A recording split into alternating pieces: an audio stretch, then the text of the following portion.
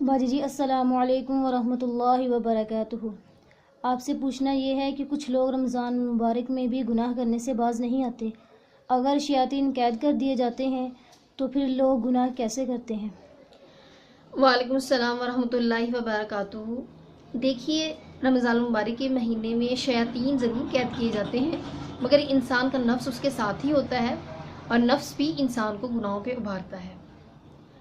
اور دوسرا یہ کہ گناہوں کا آغاز تو شیاطین کے ورگلانے سے ہی ہوتا ہے، لیکن آہستہ آہستہ یہ گناہ انسان کی عادت کا حصہ بن جاتے ہیں۔ اب رمضان المبارک میں شیاطین تو قید کر دیے جاتے ہیں، مگر انسان عادتاً گناہ کرتا ہے، عادت سے مجبور ہو کر گناہ کرتا ہے۔ جیسے مثال کے طور پہ نشہ بیچنے والے شروع میں نوجوانوں کو ورگلاتے ہیں، ان کو نشہ دیتے ہیں اس پہ لگانے کے لیے۔